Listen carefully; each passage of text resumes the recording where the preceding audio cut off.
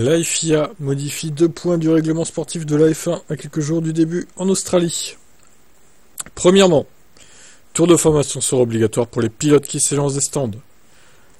Ouais, c'est pas très utile, mais bon, ok.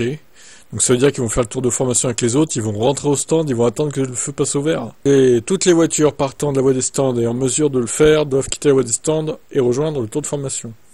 Une fois que ce tour de formation sera terminé, les pilotes rejoindront la voie des stands et s'y placeront dans l'ordre du classement des qualifs.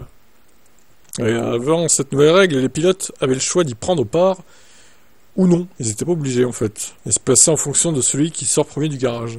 Un autre scénario anticipé par les FIA est celui d'un départ avorté qui offrait un tour de carburant en plus aux pilotes qui s'y lançaient des stands. Ouais, le départ avorté, c'était rare hein, quand même. Autre nouvelle, la direction de course peut ordonner à une voiture de s'arrêter en piste. Désormais, le directeur de course pourra donner l'ordre à une écurie de stopper immédiatement une monoplace en piste, si celle-ci est trop endommagée après un incident et que le pilote tente de rejoindre les stands. L'un des derniers exemples en date est celui de Sergio Pérez au Canada 2024. C'était déjà le cas, non? Pourquoi c'est précisé avec le drapeau noir et orange, je crois, là? Non, le drapeau noir, en fait, tout simplement. Ouais, je sais pas, bon, bref. Non, noir et orange, c'est parce qu'il y a des dégâts, justement, qu'il faut réparer. Et drapeau noir, c'est la DQ, quoi. Bon, bref.